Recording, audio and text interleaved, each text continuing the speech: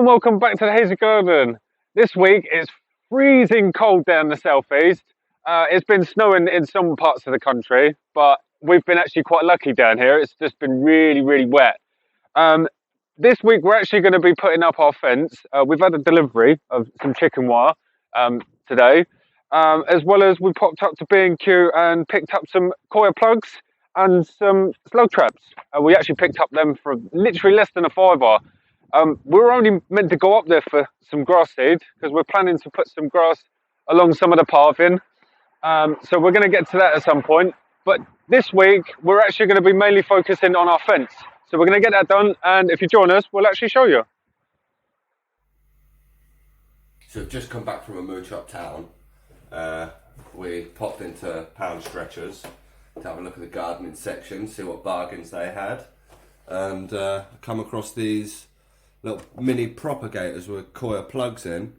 They were like, I think it was like £1.50, £2 a pop. So I picked up a handful of them for like the chili peppers and the tomatoes and things like that. When we come back, I thought I'd take the opportunity to look at the chili peppers. This one, Tabasco and Cayenne. When I opened it, I see that a bit of mould, and I wasn't too hopeful, but I noticed the tissue was poking up, and we've got some germination. So I thought, perfect opportunity. I'll soak the coir discs and transplant these. That'll clear a bit more space on the side because these are awkward and they're not very uniform. So I've got some tepid water to pour in. So it's just a case of pour a bit in. I didn't read the instructions, so I have no idea how much to do. I'm just gonna guess, and that looks about right. I'll pour some in this one.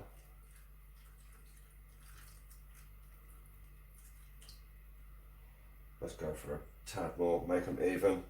If it needs any more, it needs some more. So that'll be, leave these for about 20 minutes to soak. Let them float around for a bit, and they'll puff up nice and good. What was the other peppers? It's a bit of a mess, but we've got Trinidad Perfume and Carolina Reaper. I don't know if you can pick that up very well on camera, but there's a few of them germinated across the board, so I'll pick those ones out and I'll leave the others to do their thing. Actually, they can go in the plugs as well, you never know. So it's been about half hour, and they've absorbed as much water as, well, they've absorbed all the water, and to be honest, they've puffed up quite nicely. They feel nicely saturated all the way through. So I'll just pop off. I'll show you on this one. You pop off the little thing in the center, and then you've got some space to transplant your seedling in there. I actually forgot a pencil, so I need to go and grab myself a pencil to poke in there. There's a little dibber. But yeah, that's how they turned out. So I'm now gonna start by removing all of these. Well, I'll just dump them there. We can clean up afterwards.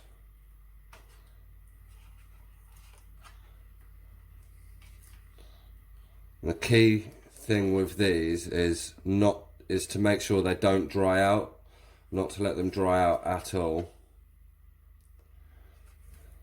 Otherwise it'll be a long while before they soak water back up and the roots might die at this stage. So I'm just going to one at a time. Oh, okay, they've grown into the paper. So it's time for a bit of surgery.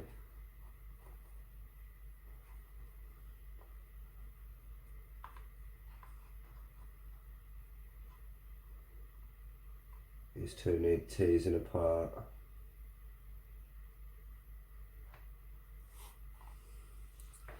There we go.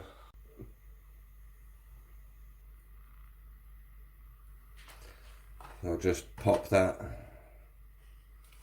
down into the plug and tease the coir around the root. And that there, it's not focusing, there we go. And that there is one little seedling on its way to making sauce.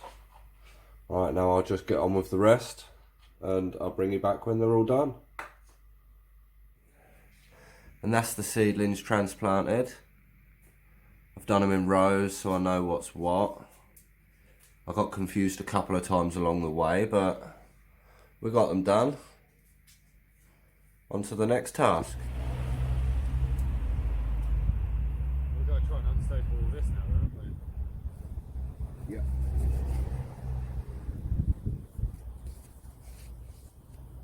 I ain't got my knife.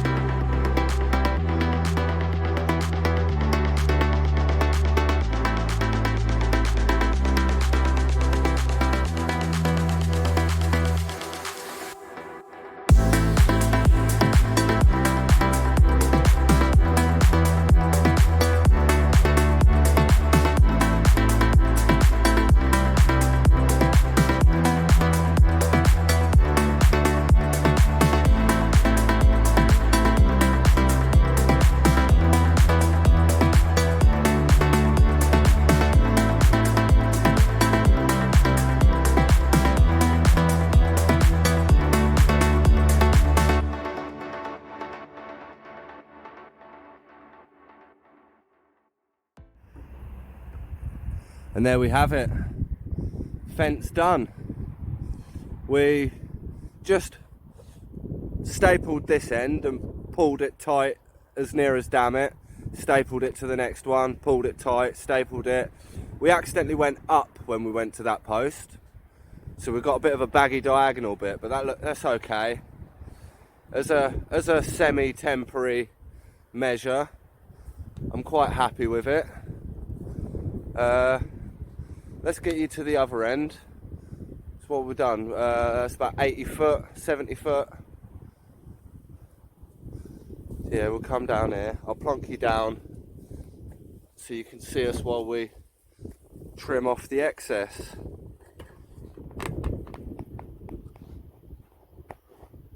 There we go. Right, you got the pliers loose. You don't want to do it?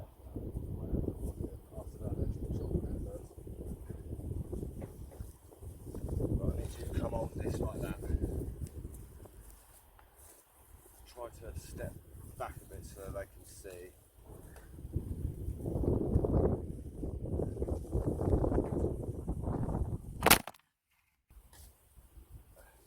Hey! And we're done.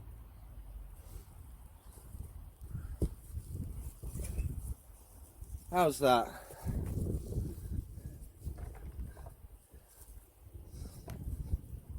So I just snipped down there.